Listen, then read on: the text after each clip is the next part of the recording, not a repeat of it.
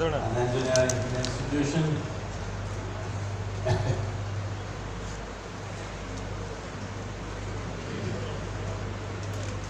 I happened to meet an engineering student from the Purdue University, an Indian boy, and I asked him, "What are you doing?" He said, "Last year of engineering, Sadhguru." I said, "How can you be in the last year of engineering?" Then I had to tell him a small story. Can I tell you a small story? Story means, to tell a story, you must be a certain kind of audience. If I say, "Once upon a time," hello? You can't tell a story to such people. So this is not once upon a time, some time ago, it happened in UK that there was an elite dinner party. In that, there was one guest who was not very impressively dressed. He was wearing all crumpled jacket and trousers, and he was invited and he was at the table. A very high-fashion lady who happened to settle down next to him kind of looked at him and asked, "What do you do?" He said, "Ma'am, I study science." "Oh, you study science? I finished that in high school." Well, an Institute of Science and Technology, you never finished this, all right? Hello?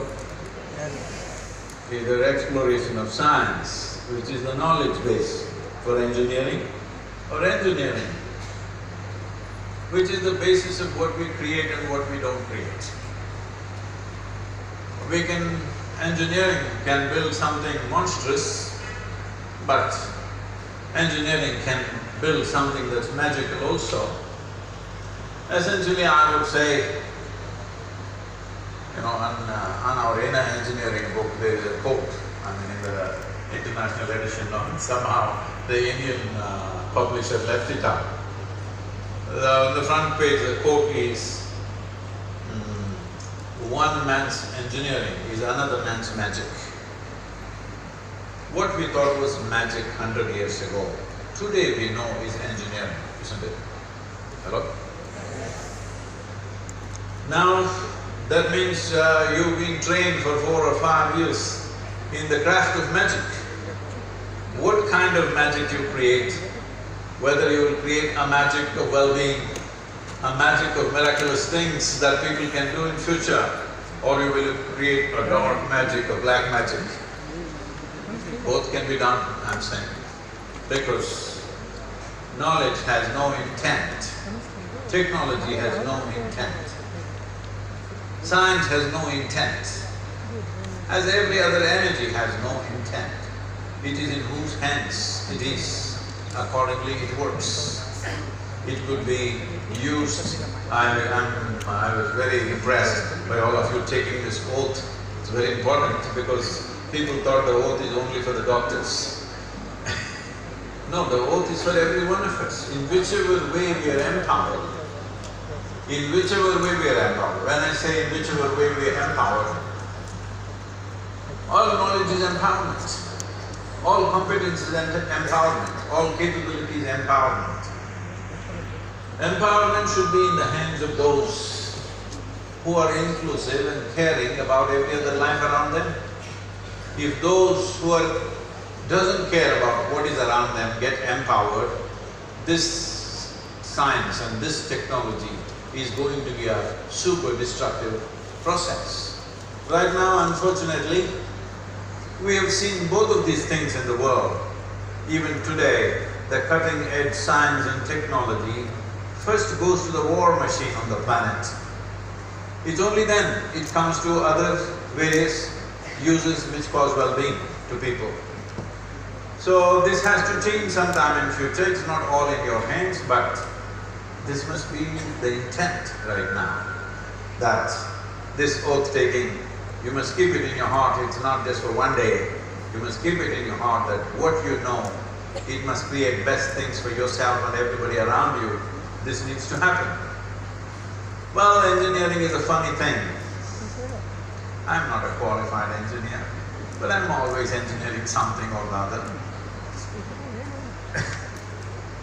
So, this happened. You heard of the French Revolution, or you don't touch history at all.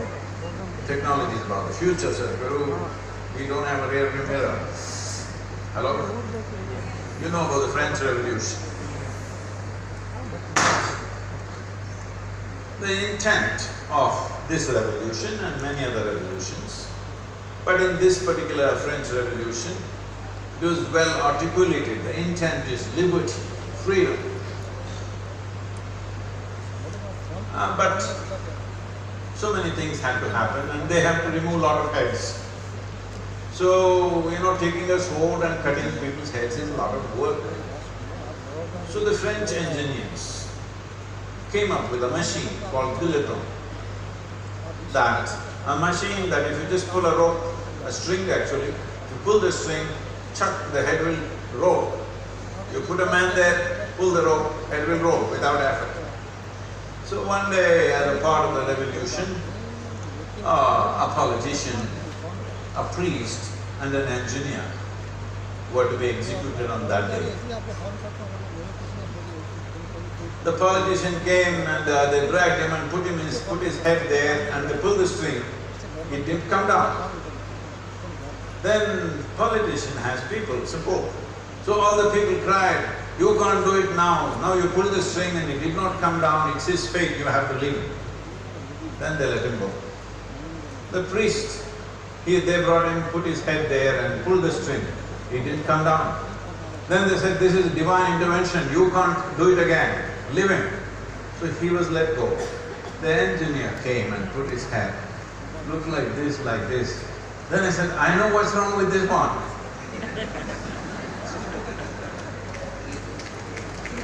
But I can be careful, huh? Engineers, be careful. What kind of solutions we find? Hello? What kind of solutions we find, we must be careful because technology has no mind of its own. It's we who give it an intent. It is we who make things happen out of it. It is only an enhancement of our capabilities. What we call as technology is just an enhancement of what we already can do, multiplying it into 1,000 different ways. But the intent still has to be from the human heart. That intent has to be maintained if science and engineering has to really benefit humanity. We've reached a place in the world today, 21st century, where things which were looking impossible or would be almost magical even 50 years ago, today is commonplace. Hello?